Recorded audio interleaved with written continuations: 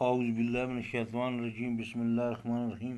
پیارے بچوں، السلام علیکم۔ جماعت سوم، مضمون اردو، سبق کا نام ہے ہمسایہ۔ ہمسایہ ہو گیا پڑوسی۔ اسلم اپنی امی کے ساتھ گھر میں اکیلا تھا۔ اس کے پاپا باہر گئے تھے۔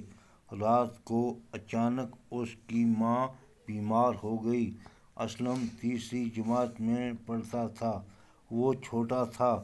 اس کی سمجھ میں نہ آیا کہ کیا کرے۔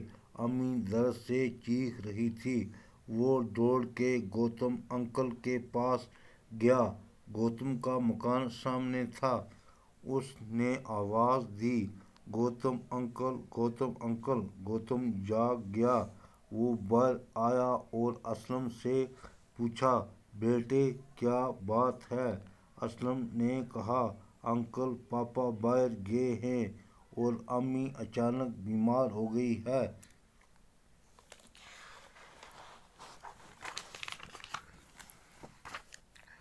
سمجھ میں نہیں آتا کہ کیا کروں۔ گوتم نے کہا، گھبراؤ نہیں، سب ٹھیک ہو جائے گا۔ اس نے اندر جا کے اپنی بیوی کو جگایا اور اسے ساری بات بتائی۔ گوتم اسلم کے ساتھ اس کے گھر آیا۔ اس نے اسلم کی امی کو سلام کیا اور پوچھا کہ کیا تکلیف ہے۔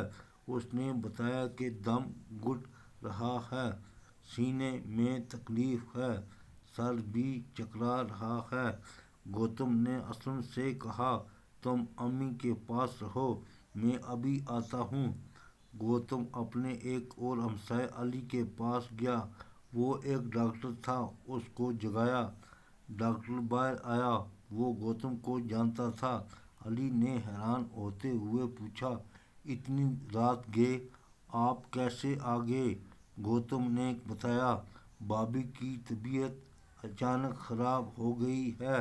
اس کا دم گھٹ رہا ہے، سینے میں تکلیف ہے اور سر میں بھی درد ہو رہا ہے۔ ڈاکٹر نے کچھ دوائیں اٹھا لیں اور گوتم کے ساتھ ہو لیا۔ گوتم جب علی کو اسلم کے ہاں لے گیا تو علی نے پوچھا، یہ تو آپ کا گھر نہیں ہے؟ گوتم نے کہا، جی ہاں، یہ میرے ہمسائے اکرم کا گھر ہے۔ وہ یہاں نہیں ہے، باہر گیا ہے، اسی کی گھر والی بیمار ہے۔ گوتم علی کو گھر کے اندر لے گیا۔ اسلم نے ڈاکٹر علی کو دیکھا تو خوش ہوا۔ اسلم نے اسے سلام کیا۔ ڈاکٹر نے اسلم کی امی کو دیکھا۔